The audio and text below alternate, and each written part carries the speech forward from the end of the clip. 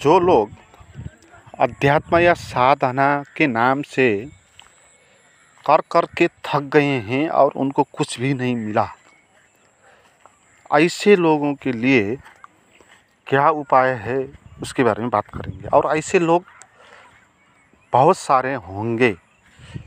अध्यात्म में जाने वाले में से 90% लोग ऐसे होंगे जो अध्यात्म से कुछ लाभ नहीं ले पाएंगे, और नहीं ले पाने के कारण उनको एक बड़ी हीनता ग्रंथि पकड़ लेगी। माया मिली न राम जैसा होगा। न अध्यात्म से कुछ राम का अनुभव हुआ और इससे होगा ये मान के ज़्यादा समय इसी में लगा दिया, तो संसार की जो माया है उसको भी हमने भोग नहीं पाए। तो न इधर के हुए न उधर के हुए, धोबी के गधे घर के न घाट का, ऐसा अनुभव हो गया। मगर ये इनको पता नहीं है, ये सभी साधक के जीवन में ये क्षण आएगा, ये अंतिम क्षण होगा। कहीं या पहला क्षण होगा, कहीं अध्यात्म में अध्यात्म में जो अंतिम बात होती है वो अध्यात्म में पहली बात होती है। और जो लोग भी अध्यात्म को इस तरह साधेंगे जहाँ ज़्यादा लोभ होगा उनके भीतर कुछ पाने का, तो उस लोभ के कारण ज़्यादा से ज़्यादा श्रम उठाएंगे। मगर जितना भी श्रम उठाएं उनको मिलेगा नहीं, क्योंकि श्रम से मिलने वाला वह नहीं। आपकी दृष्टि ही गलत थी। आपकी दृष्टि ये थी तुम कुछ पाना चाहते हो अध्यात्म से, और उसके लिए आप उठ बस करने के लिए भी तैयार हो, कान पकड़ने के लिए भी तैयार हो। ये तो ऐसा ही हो गया जैसे कोई लड़का अपने मास्टर के पास चला जाए और उसके आगे उठ बस करके बोलने लगे कि मुझे पास करवा दे। ऐसे कोई मास्टर आपको पास भी करवा दे, अभी तो सभी मास्टर ऐसे ही पास करवाते हैं, उठ बस आपसे नहीं करवाते, आपसे फीस लेते हैं, आपको आत्मज्ञानी का भी सर्टिफिकेट दे देते हैं। वो आपकी कमज़ोरी का फ़ायदा उठा लेते हैं। आप बिना मेहनत के, बिना अध्ययन के, बिना पढ़ाई के आप पास होना चाहते हैं, तो आप पास हो जाओगे, फिर वो कोई काम का नहीं होगा। पास होने का अर्थ अंक लेकर आना नहीं है। पास होने का अर्थ उसको जानना भी है, उस सीप को, उस कला को। तो पहले तो इन लोगों को या सभी को ऐसा क्षण आएगा, ये बात समझ लेना है कि हम अध्यात्म से कुछ गलत इरादे से जुड़ गए थे, हैं? हमने अध्यात्म का कुछ गलत अर्थ मान लिया था। क्या था वो गलत अर्थ? हमने ये माना था मैं हूँ, मुझे सुखी होना है, मुझे श्रेष्ठ होना है, समाज में भी प्रतिष्ठित होना है, मुझे ज्ञान भी प्राप्त होना है, मगर ये सब चीज़ मेरे पास नहीं है। तो अब मैं भगवान को, और भगवान भी हमारा ही क्रिएशन है, हमने उसको भगवान मान लिया, कल्पना कर लिए कि ऐसा एक कोई होता है सर्वश्रेष्ठ सर्वशक्तिवान, आकाश में जैसे कोई बैठा है, जैसे किसी राज्य में कोई प्रधानमंत्री होता है या सम्राट होता है, वो जो कुछ चाहे वो दुनिया में कर सकता है। तो ऐसे ही भगवान सबको करवाने वाले, पालन करता, सृष्टि करता, ना जाने क्या क्या रूप से हमने एक भगवान को मान डाला। और फिर ये बात तो जग जाहिर थी कि भगवान भी है, हम भी है, हमको खुशी भी चाहिए, भगवान देने वाला भी है, और भगवान मुझे नहीं दे रहा है, तो क्या हो गया? तो फिर हम अपने को पापी मानने लगे, अपने को अज्ञानी मानने लगे। सबके पीछे हमारा ही लोभ है। हमारा ही लोभ भगवान भी बनाता है, हमको पापी भी बनाता है, और प्रायश्चित के लिए पूजा पाठ की व्यवस्था भी करता है। और कैसे कैसे शास्त्र हैं जहाँ कैसे कैसे अनुष्ठान होते हैं, पूजा पाठ होते हैं, ब्राह्मण आते हैं, श्लोक पढ़े जाते हैं, यज्ञ हवन करवा जाते हैं। ना जाने कितने रूप के हैं इस धरती पे। भगवान के नाम पे जो पूजा अनुष्ठान करते हैं लोग, बहुत प्रकार के हैं। और वो सब करने के बाद हमको मिलता नहीं, और हमको ये बताया जाता है तुम अगर अच्छे से करो, पूजा अनुष्ठान करो, ध्यान करो, तो तुमको भगवान प्रसन्न होकर वरदान देगा, आशीर्वाद देगा। तो आपको लगता है ठीक है बात, तो आप करने में लग जाते हो, मगर करने से होता नहीं। फिर बताने वाले आपको बताते कि तुमने अच्छे से नहीं किया, और इसमें तुमने अच्छे से नहीं किया ये जिसको भी हम बता सकते हैं, क्योंकि कोई भी लोग ऐसा नहीं होगा जो अच्छे से कर लेगा कोई बात। उनमें से कमी, आदमी से हर एक चीज़ में कमी होती है। अब अच्छे से कोई काम करो तो भी कोई आपको बोल देगा कि तुमने अच्छे से नहीं किया, और आप उसको मान लोगे, क्योंकि इससे अच्छे से भी आप वो काम कर सकते थे, है ना। तो इन गुरुओं के पास हथियार है, ये आपको कभी छोड़ेंगे नहीं। जितना भी आप करते जाएंगे उतना वो और अच्छे से करने के लिए बोलेंगे, और वो कभी ख़त्म होगा नहीं। तो गुरु बसते ही रहेंगे आपके नज़र में, वो गुरु सदा गुरु के रूप में रहेंगे ही। आपको ये कभी नहीं लगेगा कि ये गुरु कहीं गलत तो नहीं जो मुझे बता रहा है, गलत रास्ते पे तो नहीं ले जा रहा है, हमको ऐसा लगेगा नहीं। हमारे नज़र में वो गुरु बनता रहेगा, और हम अपने को असक्षम मानते रहेंगे। मगर इनमें से चुपचाप सह कर बैठने वाले बहुत होंगे। ऐसा ही है, मैं पापी हूँ, मैं अज्ञानी हूँ ज़्यादा, मैंने ज़्यादा कोई बुरा किया होगा अगले जन्म में, तो इसलिए मुझे ऐसा हुआ। तो जो कहते हैं वो करते जाओ, उनका पालना करो नियम का। तो वो मान के आश्रम में बैठ के ऐसा अनुष्ठान करके बैठ जाते हैं।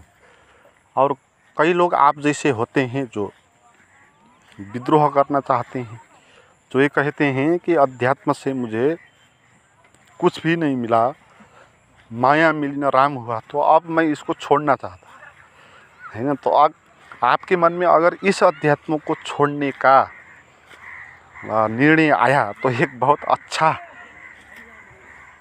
क्षण है। इसी क्षण में आपके पास कांति हो सकती है, इससे पहले नहीं होती। क्योंकि इससे पहले तो आप उस बात को मानते रहते कि और अच्छे से करने से होता है, तो मैंने और अच्छे से कर नहीं पाया, तो मन में वो बात बनती रहती, और इस बात को आप कभी स्वीकारते नहीं। और ये बात ये है कि आपको कुछ करने की आवश्यकता नहीं है अध्यात्म के नाम पे। आपको सहज बनना है ना, सहज बनना ही धर्म है। अध्यात्म शब्द का अध्यात्म नहीं है आवश्यक, शब्द का अध्यात्म झूठ है, जीवन का अध्यात्म। तो आप आज से अध्यात्म की बात छोड़ो, अध्यात्म की साधना छोड़ो, अध्यात्म में जीने लग जाओ। ये सभी कुछ अध्यात्म है। अध्यात्म का अर्थ है ये सभी कुछ जो है एक अस्तित्व है, विराट है, और ये छंद में चल रहा है। तुम भी इसके छंद में लयबद्ध हो जाओ। अगर सहज हो जाओगे तो इस छंद में तुम लयबद्ध हो ही जाओगे, तो फिर तुमको नगद अध्यात्म का अनुभव होगा। और ऐसा अध्यात्म जिसको कभी आपने सोचा भी नहीं होगा। आपने तो अध्यात्म के नाम पर क्या क्या सोचे होंगे कि इस तरह भगवान होता है। पहले आप ये मानेंगे भगवान होता है, तो फिर वो आपको देगा, फिर कितना देगा वो, है ना, उसकी मर्जी पर आधारित होगा। कभी भूल चूक बस आपसे कुछ गलती हो जाएगी तो फिर वो आपसे खोस लेगा, लूट लेगा। तो असली अध्यात्म क्या अर्थ है? सीरियस होना नहीं है, सहज रूप से जीना है, जाग के जीना है। और जाग के जीने के लिए अध्यात्म का कोई साधना करने का आवश्यक भी नहीं है, कोई किसी भगवान को मानने की आवश्यकता नहीं। स्वीकार करके जीने का, अस्वीकार करने के लिए आपको धर्म मानने की आवश्यकता भी नहीं, अध्यात्म मानने की आवश्यकता नहीं। आप स्वीकार कर दो, जो भी हो, जैसे भी हो। आपके जीवन में दुख है तो तुम दुख का स्वीकार कर दो, तुम अध्यात्म की बात छोड़ दो। तुम अध्यात्म की बात को मान के क्या कर रहे थे कि हे अध्यात्म तू मेरा दुख हर ले, और अध्यात्म ने तुम्हारा दुख नहीं हरा, और आप अध्यात्म को छोड़ रहे हो, और आपका दुख अभी जहाँ है वहीं पर है। और अध्यात्म को छोड़ के आप क्या करेंगे? फिर तुम अपने दुख को स्वीकार करेंगे, चल रहे हैं तो आनंदपूर्वक चलेंगे, चलने को स्वीकार करेंगे। मन में विचार आ रहे हैं, दुख है, दुख का विचार आ रहा है, तो भी उसको स्वीकार कर दे। अब आपके पास उपाय ही नहीं बचा, आप क्या कर सकते?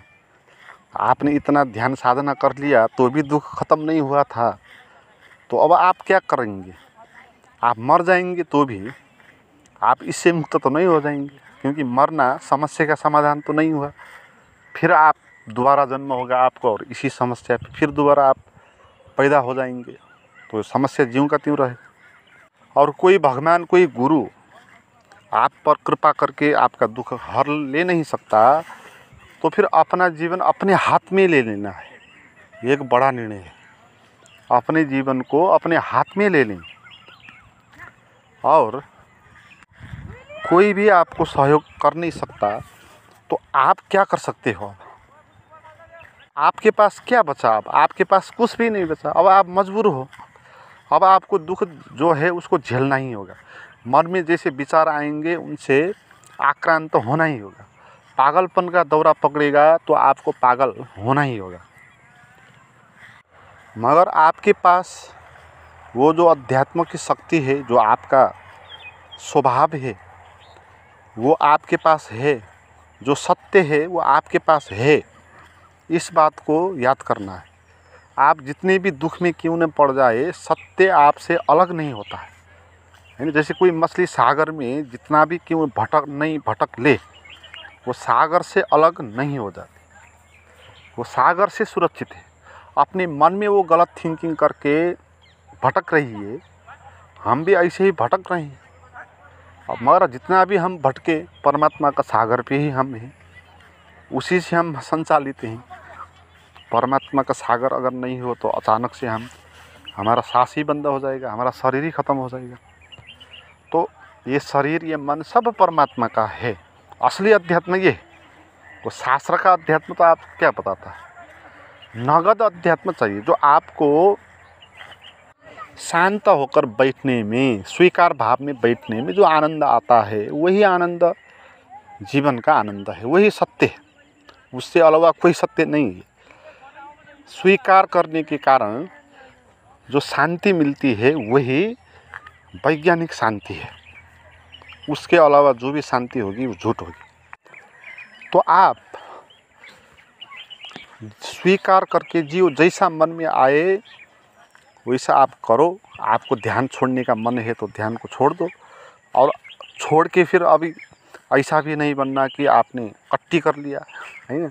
अभी के क्षण में आपके मन में ऐसा भाव आ रहा है, ये क्रोध में आ गए, आपके यहाँ से तो कुछ मिलेगा नहीं, क्या पाया मैंने, इसलिए छोड़ दूंगा, इस तरह आप निर्णय किया होगा। तो बाद में जब कुछ आपको ऐसा अनुभव होने लगेगा और ध्यान में बैठने से वो अनुभव ज़्यादा बढ़ने लगेगा, तो आप फिर ध्यान को पसंद करेंगे। इसलिए ध्यान जो हम करते हैं वो गलत ध्यान करते रहे होंगे, तो सही ध्यान करने के लिए आपको कोई मुश्किल नहीं होगा। और सहज रूप से जीने के लिए कोई बड़ी बात जानने की आवश्यकता नहीं है। आप किसी एक मूर्ख आदमी को भी देख लो, वो जी जाता है दिन भर, नहीं? आप उससे भी गए पीते हो क्या? आप इतने परेशानी में जीते हो। एक सामान्य आदमी भी जीवन को स्वीकार करके जी जाता है। भूख लगता है खा लेता है, काम करना आ गया तो काम कर लेता है ना। कभी बैठने का मौका मिल गया तो बैठ जाता है। जो कुछ भी उसके जीवन में प्राप्त हो जाए उसी में वो ली के जीवन का आनंद ले रहा होता है। तो सीरियसनेस नहीं होता है ना, सीरियसनेस नहीं होना है। तो स्वीकार भाव के साथ अपने दुख से बाहर आ जाओ, पहले निराशा से बाहर आ जाओ। और निराशा और दुख से लड़ के आप बाहर आ नहीं पाओगे, क्योंकि आपने अभी तक ध्यान के नाम पे, आध्यात्मिक के नाम पे यही किया है, तो नहीं हुआ है। तो आप लड़ना बंद करो, आप ध्यान भी मत करो, कोई बात नहीं, आप बैठ जाओ कहीं पर। और सोने से पहले आप इस भाव में सो जाओ, जो भी विचार चलेंगे, भाव उठेंगे शरीर में, दुख का अनुभव होगा, अंधकार का अनुभव होगा, जो कुछ भी होगा मैं उसका कोई विरोध नहीं करूँगा। वो है, मैंने पैदा भी नहीं किया, तो मैं विरोध भी क्यों करूं? जैसे बाहर हम विरोध नहीं करते, पेड़ होता है, आकाश होता है, जानवर होते हैं, हम विरोध नहीं करते, पेड़ क्यों है नहीं कहते। ऐसे हमारे मन में दुख है तो उनको भी हम क्यों कहें कि दुख है? कि दुख है भी कहना नहीं है, वह जो भी अनुभव होता है उस अनुभव को होने देना, उसको ट्रांसफॉर्मेशन करना है ना हमको, है ना, उसको उसका हल करना है। तो उससे भाग के हल तो नहीं होगा, उससे लड़ के भी हल नहीं होगा। तो दो ही उपाय है, एक लड़ना है, एक भागना है ना। जैसे किसी आदमी आपका दुश्मन हो तो उसके साथ आप रह नहीं सकते, उसके साथ या आपको लड़ना होगा या वहाँ से भागना होगा। मगर लड़ेंगे तो हार जाएंगे, आपसे ज़्यादा बलवान है, तो हम लड़ रहे हैं अपने दुख से और ध्यान के नाम पर, वो लड़ना ही है। तो उस लड़ने से हम पराजित हो रहे हैं। वो दुख बहुत बड़ा है, हमसे भी हमारा दुख बड़ा है, तो हम उससे विजय प्राप्त नहीं कर रहे। अब हम भागने की सोच रहे हैं यहाँ से। हम वास्तव में दुख से भागने की बात कर रहे हैं, हम अध्यात्म से भागने की बात नहीं कर रहे, क्योंकि अध्यात्म से तो कोई भी कैसे भागेगा। अध्यात्म तो सागर है, हम मछली हैं, उसी में जाएंगे जहाँ जाएंगे हम। तो हम दुख से भागना चाहते हैं, मगर दुख से भागने से कुछ होगा नहीं, क्योंकि पहले आप दुख से भाग ही रहे थे, कुछ हुआ था नहीं। और दुख से लड़ के देखे, उससे भी कुछ नहीं हुआ। दुख से भागेंगे तो दुख विनष्ट नहीं हो जाएगा ना। जिससे आप भागेंगे वो दुश्मन पराजित नहीं हो जाएंगे ना। भागना तो, भागने से तो लड़ना अच्छा है, क्योंकि लड़ने में अगर मृत्यु हो जाए तो भी एक वीरता होगी वहाँ, मगर भागना तो कायरपन होगा, है। भागने से तो हम बिल्कुल ही अंधेरे में पड़ जाएंगे। इसीलिए लड़ना भी नहीं है, भागना भी नहीं है, स्वीकार करना है, यही अध्यात्म है। इससे अलावा कोई भी अध्यात्म नहीं है। तो स्वीकार करने का ये अर्थ नहीं है फिर कि अब स्वीकार करता हूँ, मैं बहुत दीनहीन हूँ, जैसे कोई सरेंडर कर देता है किसी के आगे, पराजित, असफल अपने को मान के, ऐसा नहीं। इस तरह स्वीकार करना है, साक्षी भाव में स्वीकार कर। तो साक्षी भाव का क्या अर्थ है? साक्षी भाव का अर्थ है कि आप साक्षी हो, जो भी दृश्य दिखाई पड़ रहे हैं उसको आप देखते हो, तो वो दृश्य आप नहीं हो। वो दृश्य अच्छे भी होंगे, बुरे भी होंगे, ना आप अच्छे हो ना आप बुरे हो, है ना। तो आपके मन में अच्छा विचार भी आएगा, बुरा भी विचार आएगा, ना आप अच्छा विचार हो ना आप बुरा विचार हो। इस तरह आप विचारों को स्वीकार करो, अच्छा विचार आए तो भी ठीक, बुरा विचार आए तो भी ठीक।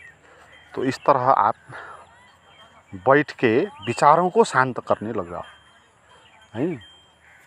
तो थोड़ी लंबी गहरी सांस लेकर अपने को शांत कर सकते हो आप। तो शांति में, शांति का वातावरण क्रिएट करके आप बैठो और स्वीकार भाव के साथ अपने भीतर के जो भी दुख, पीड़ा, दर्द इत्यादि हैं, निराशा, आशा, सभी कुछ का साक्षी हो जाओ, है। आप लड़ो भी नहीं, आप वहाँ से भागो भी नहीं, साक्षी हो जाओ, आप दृष्टा हो जाओ, देखने वाला हो जाओ। तो ऐसा हो जाओगे तो ही जीवन का सत्य आपके हाथ में आएगा, क्योंकि जीवन का सत्य साक्षी है। जीवन का सत्य क्या है? ज्ञान है। और ज्ञान का क्या अर्थ होता है? ज्ञान का अर्थ होता है जो दृष्टा की तरह फैला है, जो चीज़ों को देखता है, जानता है, चीज़ों के साथ एक नहीं हो जाता। दुख आता है तो दुख को भी देखता है, जानता है, दुख ही नहीं हो जाता। तो ऐसा हमारे भीतर स्वभाव है सत्य का, मगर ये अभी जान नहीं पा रहे हैं हम, इसलिए हमको पीड़ा हो रहा। क्यों नहीं जान पा रहे हैं? क्योंकि हम साक्षी होकर कभी अपने विचारों के, अपने शरीर के अपना साक्षी होकर कभी हमने देखा नहीं, नगद अनुभव के रूप। तो अपना साक्षी होकर इसमें देखें और साक्षी भाव में जी